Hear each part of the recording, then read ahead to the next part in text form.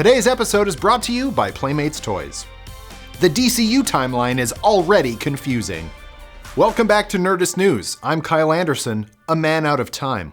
And today we're exploring the DCU, James Gunn's nascent cinematic universe that will officially start with Creature Commandos later this year, but for most people will commence in 2025 with the release of Superman. Thank you so much. Unless, of course, you count Blue Beetle, which is technically canon to the DCU, which will also include other legacy DCEU characters like John Cena's Peacemaker, Viola Davis's Amanda Waller, and Robert Pattinson's Batman, who is technically more of an Elseworlds character relative to the DCEU, if we're being honest. I'm sorry, you're saying there's a multiverse? Yes, I am.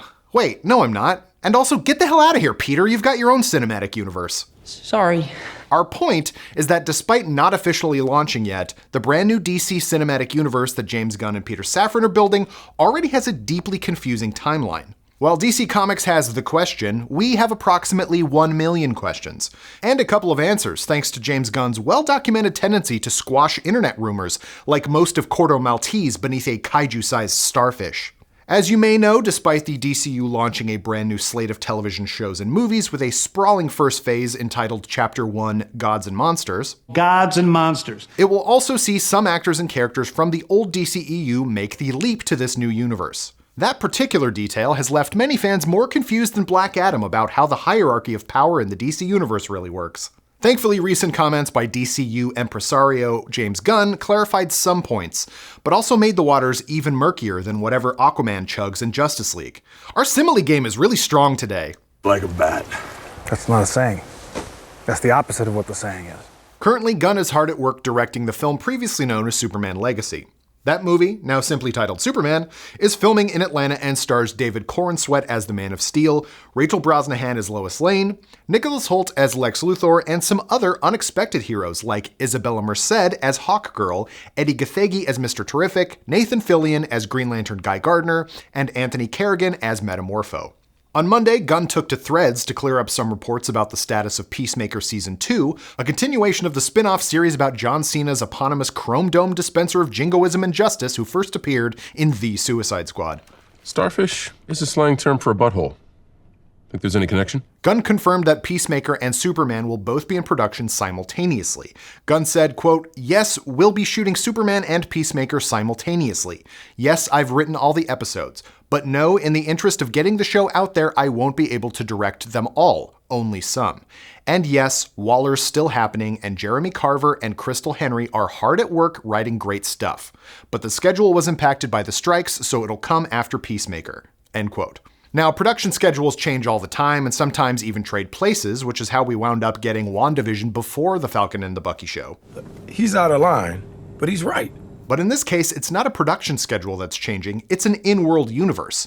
You know, kind of like the gas leak season in Community, but with less carbon monoxide poisoning. Oh, don't blame it all on the gas leak year. We think. We don't really know what Lex Luthor's plan really is, but we're not ruling it out. Are we including the gas leak year? Gunn also confirmed on Threads that Peacemaker Season 2 takes place after the events in Superman, and that the events of Superman will impact what happens on Peacemaker Season 2.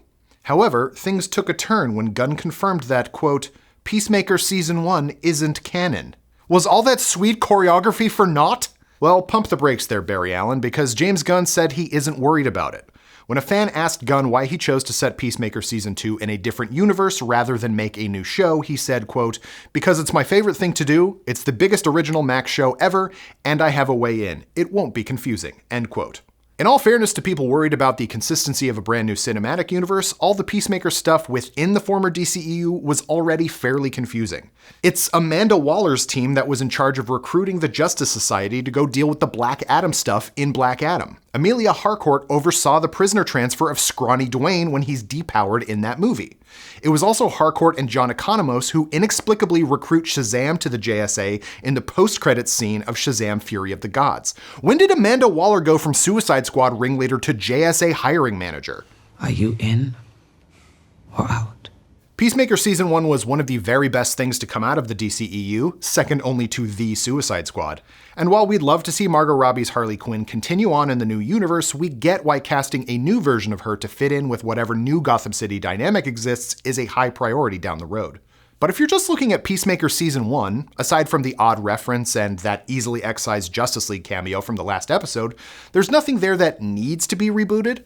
But there's even DC Comics precedent for things like this. Remember a little year called 2011? After Flashpoint, the entire DC universe reset with the New 52. The heroes all went back to their young origins to start over, except Batman and Green Lantern. Those books were insanely popular and had ongoing storylines that connected with readers. So it's a new Superman, new Wonder Woman, and new Flash, but the same Batman and Green Lantern.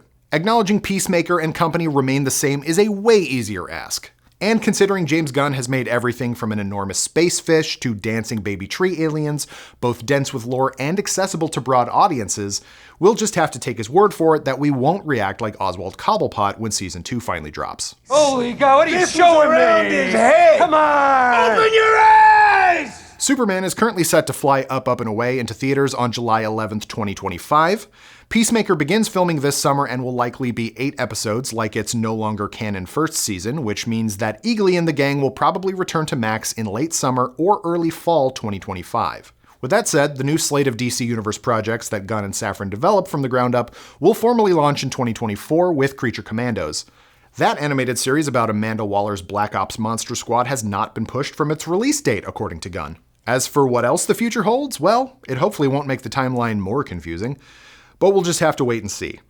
In addition to Superman on the film side, we have James Gunn's passion project, The Authority. Based on the Wildstorm series, The Authority follows a group of superpowered anti-heroes who try to save a broken world through the most violent means meta-humanly possible. In addition to Matt Reeves' The Batman 2 with Robert Pattinson, Gunn and company are working on The Brave and the Bold, a Batman tale that will introduce Damian Wayne. According to James Gunn, quote, "This is a story of Damian Wayne, who's Batman's actual son that he didn't know existed for the first 8 to 10 years of his life. He was raised as a little murderer and assassin. He's my favorite Robin," unquote. There's also Supergirl Woman of Tomorrow based on Tom King and Bilquis Everly's comic of the same name. Although Sasha Calle played a version of Supergirl in The Flash, she will not be reprising her role in the DCU. Kara Zor-El will be played by Rhaenyra Targaryen herself, Millie Alcock, who, according to Gunn, is a much harsher version of Supergirl than we've been used to, after she watches everyone around her die on a floating chunk of Krypton. Last but not least, there is a Swamp Thing movie that will be, quote, tonally outside the rest of the DCU, unquote, and give us a heaping helping of horror, and whatever else Swamp Thing is made of. Probably sludge. Over on the TV side, in addition to Creature Commandos and Peacemaker Season 2, there are plenty of projects in the works. For instance, Amanda Waller won't just be running half of the supergroups in the DCU. She'll also be the star of her own show, written by Crystal Henry and Jeremy Carver, that will be set in the wake of Peacemaker. There's also a True Detective-esque series called Lanterns, following Green Lantern's Hal Jordan and Jon Stewart, investigating, quote, a terrifying mystery, unquote. Who knows, maybe they'll also be fighting the Yellow King, given Hal Jordan's canonical weakness. And while we're still TBD on the status of Princess Diana of Themyscira, Wonder Woman's homeland is taking center stage in Paradise Lost. This series is seemingly named for George Perez and Phil Jimenez's 2002 storyline about an Amazonian civil war. James Gunn compared the show to Game of Thrones, and a press release described it as a show that, quote, focuses on the genesis and political intrigue of an island of all women, unquote. The plot sounds much more in line with Historia by Jimenez and Kelly Sue DeConnick about the old days of Themyscira. And finally, we come to the story of everyone's favorite time-traveling hero, Booster Gold. It's a tale as old as time. A man uses his knowledge of the future for personal gain in the present, which is legally his past. Except instead of sports betting, Booster Gold uses it to become a superhero and a reality TV star. Honestly, any questions we have about why the DCU timeline has holdovers from the DCEU will probably be answered by a simple blame Booster Gold, which is a sentiment most superheroes can get behind. And there you have it, folks. That is everything you need to know about the upcoming DC Universe, Peacemaker's canonical status, and its strange timeline. In the meantime, we'll keep you up to date on all things DCU over on Nerdist. And if we don't, blame Booster Gold. I told you, it was his fault. Thank you again to Playmates Toys for sponsoring today's show. Godzilla x Kong: The New Empire is almost here, and now you can recreate your favorite MonsterVerse moments with Playmates Toys' awesome line of movie figures. The Epic Collection includes everything from Kong with his battle-ready Beast Glove, to Godzilla Evolved with his signature Heat Ray, to an adorable Suko and the fan-favorite Titaness, Doug. To learn more about how you can get your hands on Godzilla, Kong, the nefarious Scar King, and more, head to PlaymatesToys.com or click the link in the description below. Anyway, folks, tell us, what do you think of the DCU news? Does it really matter whether or not Peacemaker Season 1 is canon? What other classic DC characters should randomly be re-canonized? Absolutely that guy, my favorite one ever. Let us know in the comments below, and for the latest and greatest in the world of pop culture, stay tuned to Nerdist.com. Batman! Ah!